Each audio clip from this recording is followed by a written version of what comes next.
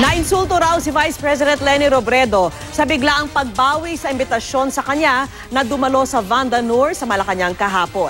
Sabi ng palasyo, nasa Pangulo raw ang pasya kung sino ang gusto niyang imbitahin at hindi raw ito pang-iisnab sa Vice Presidente.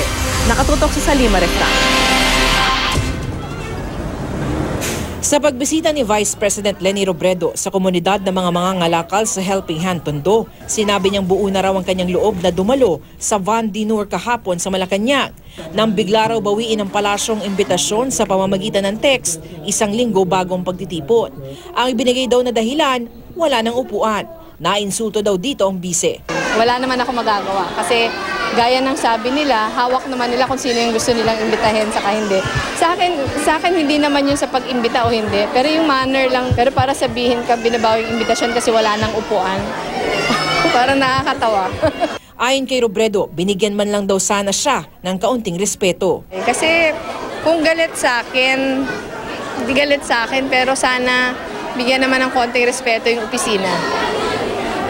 Pero yung sa akin, okay naman yun. Wala na din tayong magagawa. Diretso na lang trabaho. Ayoko nang palakihin. Paliwanag ni PCO Secretary Martin Andanar na sa Pangulo kung sino ang nais niyang imbitahan. Giit pa niya, hindi rin daw ito pang-iisnab sa Vice Presidente. Basta yung sa amin na naman dito, prerogative ng Pangulo, it's his house. And just like any homeowner, kung hindi mo naman kasundo ang yung invite, so why would you invite? Sabi ko nga kanina sa interview, awkward, di ba? Naman ganun, awkward.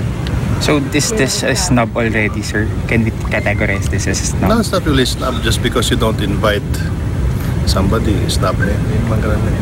Sabi mismo ni Pangulong Duterte, alangan na raw ang kanilang pakikitungo sa isa't isa. Kaya di na niya noon pinadadalo sa cabinet meeting si Robredo. Dahil dito, nagbitiw si Robredo sa gabinete noong Desyembre. Noong panahong din yun, nakitang bumaba ng 7 puntos ang trust and approval rating ni Robredo sa Pulse Asia Survey. Alam ko na yung ating Pangulo very, very popular.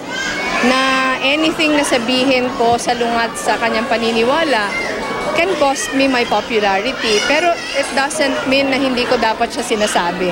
Kasi tingin ko, obligasyon kong ipahayag kung ano yung saloobin ko sa mga bagay.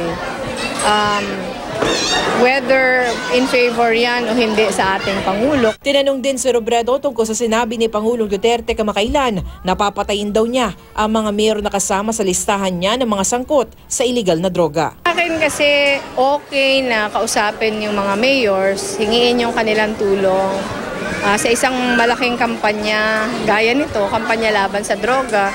Okay yung intensyon na ayain yung mga mayors, pero yung pananakot na papatayin, tingin ko kahit sino man magsabi nun, kahit pa hindi Pangulo, pero lalo na kung Pangulo, hindi tama. Salima Refran, Nakatutok, 24 Oras.